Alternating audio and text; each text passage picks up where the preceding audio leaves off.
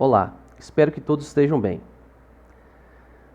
Vimos até agora que a lei que rege a interação entre cargas elétricas é a lei de Coulomb. A partir dela, nós conseguimos extrair uma importante propriedade inerente à carga elétrica, que é a produção de campo elétrico. Nesse vídeo, nós vamos desenvolver uma análise mais criteriosa no que tange o estudo do campo elétrico, apresentando uma formulação equivalente à lei de Coulomb na eletrostática, que é a chamada lei de Gauss. O cientista em questão, abordado e homenageado nessa lei, é o cientista alemão Carl Friedrich Gauss. Esse camarada foi de extrema importância para a física, para a matemática, para a astronomia. Ele é considerado por muitos um dos maiores matemáticos de todos os tempos e é muitas vezes frequentemente chamado de o príncipe dos matemáticos. Voltando nossos olhos para sua contribuição aqui na física, mais especificamente na eletrostática, nós vamos então falar sobre a lei de Gauss. Isso vai ficar bem claro durante o vídeo, mas a gente pode, de maneira sucinta, colocar isso aqui para vocês. Ó. Então, esta lei de Gauss é uma lei fundamental, tá, da eletrostática. E nós vamos ver que ela é equivalente à lei de Coulomb. E o que ela vai fazer? Ela vai relacionar o fluxo do campo elétrico através de uma superfície que vai delimitar um volume aí no espaço. Tá? Essa superfície é fechada e esta relação será feita com uma distribuição de cargas eventualmente existente dentro dessa superfície. Eu posso resumir esse texto numa pequena imagem. Tá? Essa imagem, então, vai resumir o que nós vamos estudar nesse capítulo. A relação que as linhas, de campo, o fluxo dessas linhas através dessa superfície aqui, tem com uma distribuição de cargas que está no interior dessa superfície. Para que a gente possa ter sucesso na compreensão da lei de Gauss, é necessário que introduzamos alguns conceitos. O primeiro deles, que está muito ligado à hidrodinâmica, é o conceito de fluxo, no caso de um fluido em movimento. E é claro, o conceito de campo também. O conceito de campo foi apresentado no vídeo passado, em que a gente disse que se eu tiver uma família de vetores em cada ponto do espaço definidos, univocamente nesse ponto do espaço, então eu tenho o que eu chamo aí de um campo vetorial. Eu posso associar então a cada ponto do fluido, por exemplo, um campo de velocidades. Então o que eu tenho aqui, é o exemplo do escoamento de um fluido, em que eu tenho aqui então o que eu chamo de um campo de velocidades.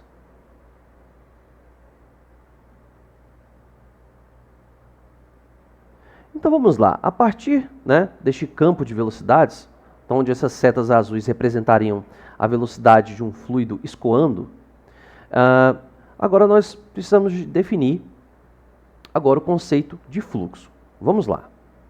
Então vamos considerar que nessa região que está sendo caracterizada aqui como o escoamento do fluido, eu crio um volume, eu defino um volume, uma superfície aqui imaginária em torno dessa região. Uma coisa mais ou menos assim. Tá? Então, este volume criado por mim, por simplicidade, é um cilindro de seção transversal de área A e comprimento L, em que essas linhas aqui representam os vetores velocidades que formam esse campo de velocidades, representando a velocidade de cada ponto deste fluido. Aqui, claro, para simplificar, criei um campo uniforme, ou seja, um campo em que esta velocidade é igual em todos os pontos. Ora, qual é o volume deste cilindro aqui?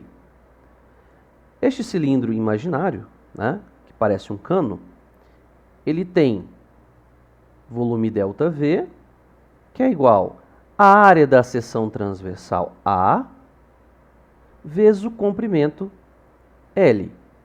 Lembrando que o volume desse cilindro será também correspondente ao volume de fluido que tem aqui dentro, tá? O fluido ocupa o volume do recipiente, a gente sabe disso. Agora, vamos ver, eu posso expressar este comprimento do cilindro em termos da velocidade do fluido. Como eu faço isso? Se este cilindro tem comprimento L, o fluido com velocidade V vai demorar um tempo ΔT para passar aqui. Eu relaciono isso com a fórmula da velocidade, né? A fórmula da velocidade é o seguinte: velocidade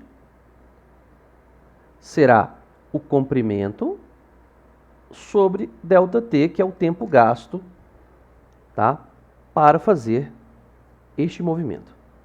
Então eu vejo que L é V vezes ΔT. Vou substituir então este L na expressão do volume. O que eu terei é ΔV é igual a vezes L, que é V vezes ΔT. Beleza, né? Agora eu posso definir o fluxo. O fluxo de um fluido, ele é definido como sendo o volume, que é este que está aqui, tá? De um fluido que atravessa uma área da seção transversal A por unidade de tempo. Em outras palavras, é volume por unidade de tempo. Então, colocando aqui o fluxo, então fluxo ele é definido então, né, pela letra φ, que eu vou denotar, é ΔV, que é o volume, por unidade de tempo ΔT. Mas, então, nós podemos obter o fluxo, né, em termos da velocidade e da área, substituindo este ΔV aqui nessa expressão. Então, vai ficar como? Voltando aqui, eu vou dizer isso aqui, então, é A vezes V vezes ΔT dividido por ΔT. Então, eu venho aqui, esses ΔTs se cancelam, e o meu fluxo φ toma a seguinte forma. O meu fluxo φ será o produto da velocidade pela área. Eu também costumo chamar este fluxo, né, de vazão, tá? Este é um nome também bem comum que a gente pode utilizar. Embora este termo seja mais comum, né, na hidrodinâmica. Tudo bem, né, pessoal? É bem claro aqui que a unidade deste fluxo ou dessa vazão é volume por tempo, né? Isso no sistema internacional, né? Isso aqui vai ser dado, né, tanto isso quanto isso, né, em metros cúbicos por segundo, tá? Essa é a unidade usual que a gente tem aqui no estudo da hidrodinâmica. Agora vamos supor que este volume, né, que eu estou fazendo uma comparação como se fosse um cano, né, por onde passa a água. Suponhamos que este cano não tivesse essa seção reta, mas fosse uma seção inclinada, ou um corte que a gente fala, um corte chanfrado, tá? Seria mais ou menos isso aqui. Deixa eu colocar aqui para vocês verem. Agora eu vou fazer um zoom aqui, aumentar o tamanho dessa figura. Como ficaria essa expressão para vazão? Bem, claramente o vetor velocidade, né, ele não agora atravessa a área A aqui, ó, essa área que seria essa de cima, uma área que seria ortogonal a essa direção da velocidade. Mas agora esta área é inclinada. Então é claro que o valor desta área, que eu vou chamar aqui de A', difere desta área A. Tá? Então é claro que a vazão aqui, né, no caso, ou fluxo, como você queira chamar, poderá ser escrito da seguinte forma: fluxo φ é igual a 1v na direção n, eu vou explicar agora o que é isso, vezes a área A', em que eu estou chamando de Vn, tá? A componente deste vetor v, né, paralela ao vetor n chapéu, ou seja, a projeção deste vetor v sobre a direção deste vetor n chapéu, que é definido, né, como um vetor unitário perpendicular à área A'. Eu devo fazer isso porque a fórmula da vazão que eu encontrei aqui é para quando o vetor velocidade é perpendicular a esta área, certo? Mas o vetor velocidade não é perpendicular à linha, ele é perpendicular a A. Por isso que eu tive que fazer esta projeção. De modo que eu posso escrever esta projeção, né? Este Vn, ele é o produto escalar do vetor v, né, com o vetor unitário n chapéu. Feita essa consideração, eu posso reescrever o meu fluxo como o φ igual a v escalar n chapéu A'. E agora que vem uma coisa interessante. Eu vou definir uma área orientada. Por quê? Nós sabemos que a área é um escalar, é um número. Ou seja, ela não possui direção e nem sentido. Mas eu posso criar uma área orientada a partir de um versor que aponta, né, uma direção perpendicular a essa superfície. Então eu vou definir esta área orientada, que eu vou chamar aqui de vetor A' agora, como sendo o produto do módulo da área, né, com esse versor n chapéu.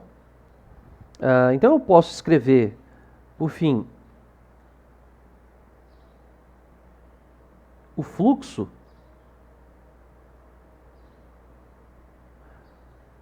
como sendo o V escalar essa quantidade A', né? Vai ser V escalar A', onde este A' seria então o meu vetor área orientada. Se o ângulo entre esse vetor A', né, que tem a direção do vetor n chapéu, e a velocidade, este ângulo for θ, o produto escalar aqui, claramente, irá ficar φ igual ao módulo do vetor v, vezes o módulo do vetor A', vezes o cosseno do ângulo entre os dois, que é θ. Agora, então, eu posso fazer uma coisa legal, né? Eu posso visualizar o que seria esse A' cosseno θ. A' cosseno θ seria, então, a projeção desta área A' sobre a área A original. o que eu posso visualizar aqui, ó, da seguinte forma. Então, eu vou dizer que a linha projetada aqui seria esta área aqui, que é a própria área A, né? De modo que há um ângulo, este ângulo θ aqui, é o mesmo ângulo θ aqui entre essas áreas orientadas. Então, eu posso dizer, por fim, que esta grandeza A' cosseno θ é a minha área original, sem estar chanfrada, e eu retorno justamente a expressão que eu tinha aqui em cima. Então, essa é a maneira que a gente pode definir o fluxo para uma superfície que não forma um ângulo de 90 graus com a velocidade. Mas, para fins de cálculo, a forma que eu irei mais utilizar, tá, vai ser essa aqui que eu vou circular em azul. Tá? Então, ambas fórmulas, né, são equivalentes, mas essa aqui será a nossa escolha por questões de conveniência. Vamos agora calcular o fluxo de um campo qualquer sobre uma superfície qualquer. Então vamos lá. Para uma superfície plana, foi o caso que a gente acabou de ver, para um fluido, nós vimos que o fluxo, então, agora de um vetor u, tá? Que poderia ser o vetor velocidade, lá naquele caso, por exemplo, é simplesmente o produto escalar deste vetor u com um vetor normal superfície, vezes o módulo desta área. Bem, a questão é, será que esta fórmula valeria para uma forma genérica de superfície? Então vamos lá, eu estou pegando aqui este vetor u atravessando essa superfície de área A.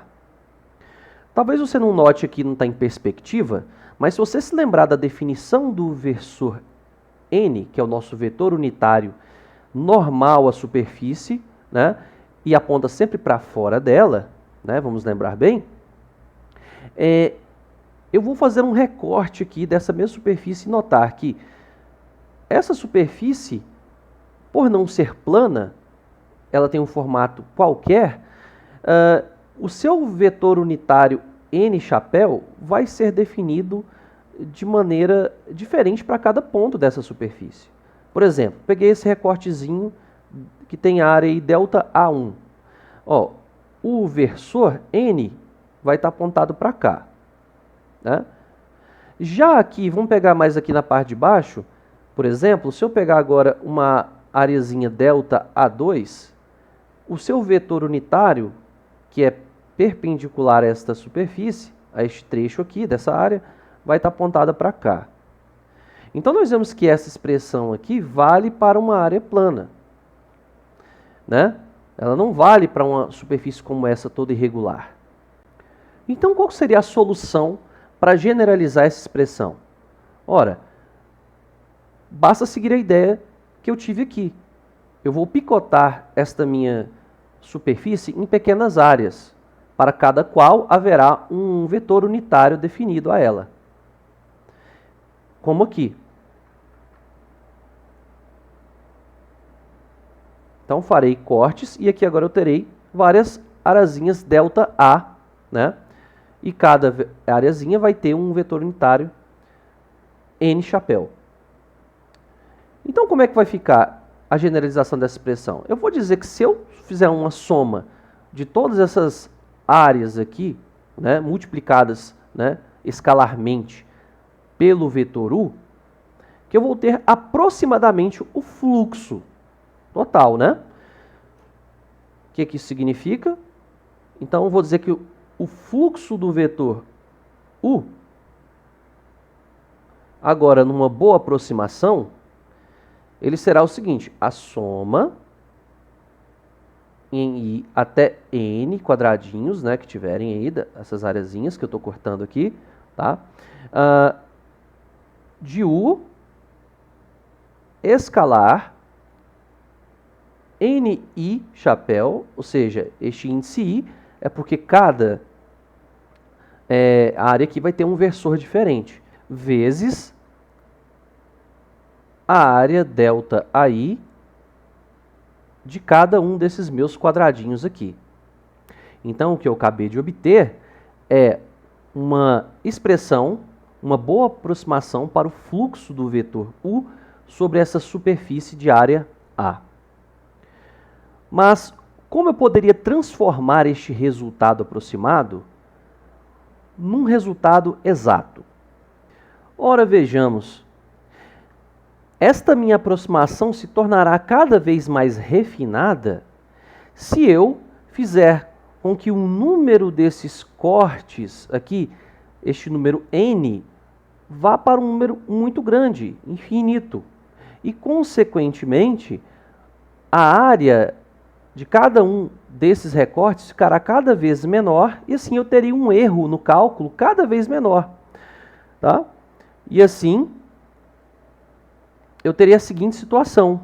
No limite de n tendendo a infinito, as minhas áreazinhas tendem a um infinitesimal. E a partir de agora, o que eu tenho é que nossa soma converge para uma integral. Então podemos escrever o nosso fluxo em termos da integral assim, ó. Fluxo vai ser a integral dupla, já que estamos lidando com a superfície, uma área, né?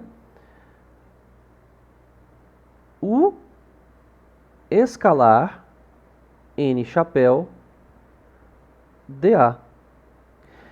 Esta notação de integral dupla pode ser substituída em termos aqui de uma integral única com índice de superfície. Aí fica subentendido que nós estamos trabalhando com uma superfície. Assim, ó, integral de superfície, né, de U escalar n chapéu dA. Caso estejamos trabalhando com uma superfície fechada, né? Então vou colocar aqui, ó, para uma superfície fechada,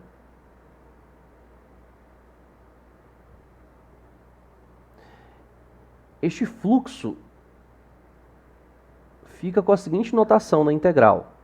Nós teremos aqui a integral dupla de uma superfície fechada, tá? U escalar n chapéu dA, ou seguindo a notação que nós vamos adotar aqui, seria assim, ó, uma superfície fechada de U escalar n chapéu dA. É isso aí. Esta aqui, então, essa segunda forma, como o que nos interessa na análise da lei de Gauss é uma superfície fechada, esta será a nossa forma, a nossa notação de preferência, tá?